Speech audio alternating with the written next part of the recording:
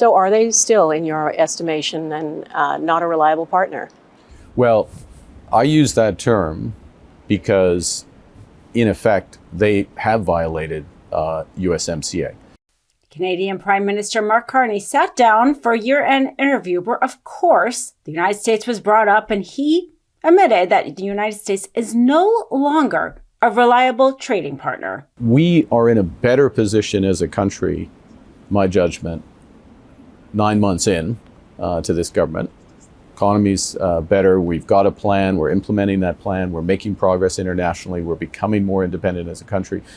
But we are still in a crisis because our neighbor, our biggest trading partner, has fundamentally changed his policies.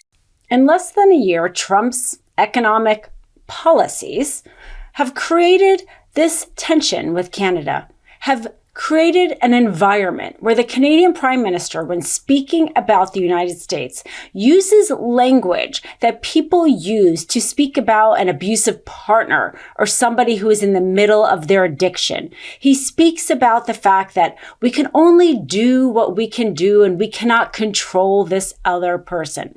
Not in any way, shape, or form language that you would use if you thought you were dealing with somebody who was reasonable, who you thought would be dealing with somebody who would work with you, where you were on the same page, had the same expectations, the same goal, and it was just a matter of hammering out your differences in some sort of normal negotiated way. Instead, he brings up language over and over about how they can only do what they can do and they can't control us. The sad fact of the matter is Trump has been acting like an abusive partner to not only Canada, but our allies around the world.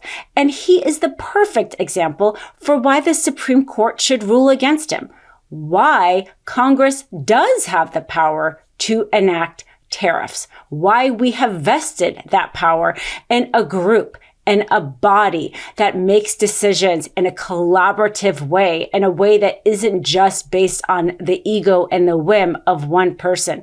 That Supreme Court hearing where we're waiting to hear about that tariff case, Justice Sotomayor brought up the Canadian TV ad that ran in the World Series, where they quoted Ronald Reagan talking about how bad tariffs are. I mean, there is a reason why the United States haven't imposed tariffs to this extent since the early 1900s, because we realized they are not good for the economy. When Canada ran that ad, Trump had a fit. He ended negotiations outright. He did exactly the thing that our founders, our Congress for years have known could happen if you vest so much power over our economy into one person. It creates a situation for businesses that are chaotic, unreliable. And Sotomayor used that example of the Canadian ad and Trump's response to it as to why Congress drafted that Emergency Economic Power Act to limit, actually, the presidential power to impose tariffs, not expand it. Why Congress as a body was meant to control our tariffs. Take a listen to that ad. When someone says, let's impose tariffs on foreign imports, it looks like they're doing the patriotic thing by protecting American products and jobs. And sometimes for a short while it works, but only for a short time. But over the long run, such trade barriers hurt every American worker and consumer. High tariffs inevitably lead to retaliation by foreign countries and the triggering of fierce trade wars. Then the worst happens. Markets shrink and collapse, businesses and industries shut down, and millions of people lose their jobs. Throughout the world, there's a growing realization that the way to prosperity for all nations is rejecting protectionist legislation and promoting fair and free competition. America's jobs and growth are at stake. Canada, and I'm sure other allies feel the same way, has said that if the Supreme Court rules in favor of Trump and against the small businesses and allows president or any other president to decide whether or not to tariff a country unilaterally to the extent Trump is doing, that they will see presidential elections as economic events. And that will be so harmful to our economy. The idea of the reason why people invest in the dollar, the reason why people do bonds, the reason why countries do trade alliances with us is because we are considered to be a steady economic power, that there's predictability.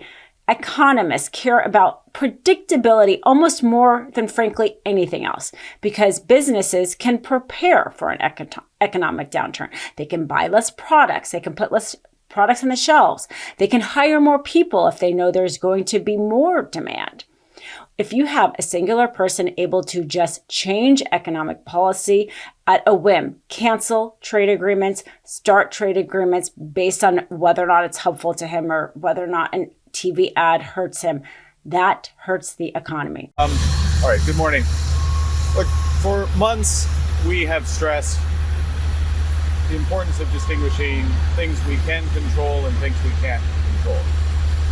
We can't control the trade policy of the United States. We recognize that that policy has fundamentally changed from the policy in the 1980s, 1990s, 2000s. And it's a situation where the United States has tariffs against every one of their trading partners to different degrees. And it's in that context that our officials, my colleagues, have been working with their American colleagues on detailed, constructive negotiations, discussions on specific transactions, specific sectors, steel, aluminum, and energy. And a lot of progress has been made.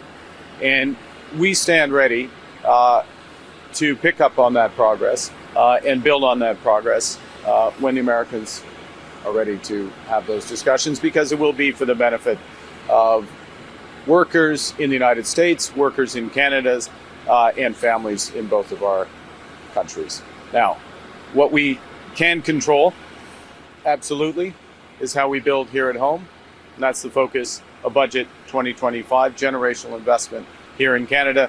And what we can also control, or at least heavily influence, is developing new partnerships and opportunities, including with the economic giants of Asia, which is the focus of this trip.